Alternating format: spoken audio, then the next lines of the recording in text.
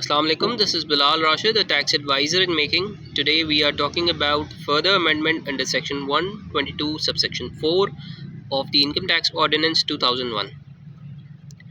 तो further amendment से पहले हम ओरिजिनल असेसमेंट देख लेते हैं। ओरिजिनल असेसमेंट में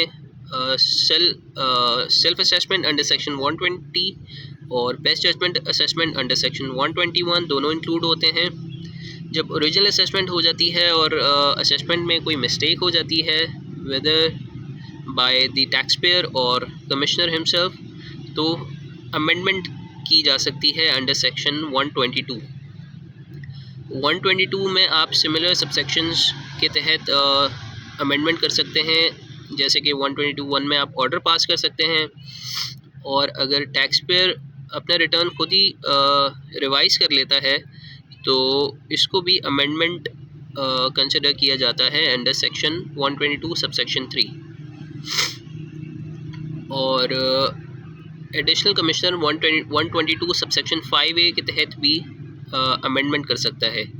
एक दफ़ा जब ओरिजिनल असेसमेंट हो गई फिर अमेंडमेंट भी हो गई, तो उसके बाद फर्दर अमेंडमेंट भी की जा सकती है as many times as necessary. Further amendment के लिए दो सबसेक्शंस हैं, 122 सबसेक्शन 4 और 122 सबसेक्शन 5A। आज हम 122 सबसेक्शन 4 को डिस्कस कर रहे हैं। तो 122 सबसेक्शन 4 की जो फर्दर अमेंडमेंट है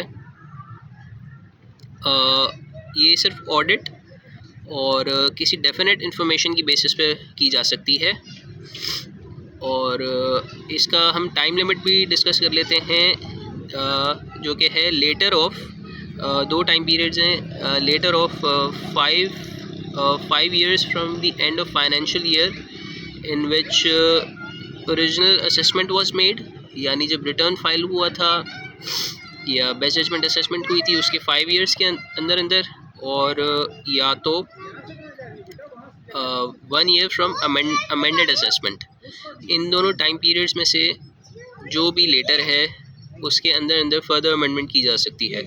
so this was all about section 122 subsection 4 of the Income Tax Ordinance 2001. For similar tax content, you can visit my profile and also follow me. Thank you.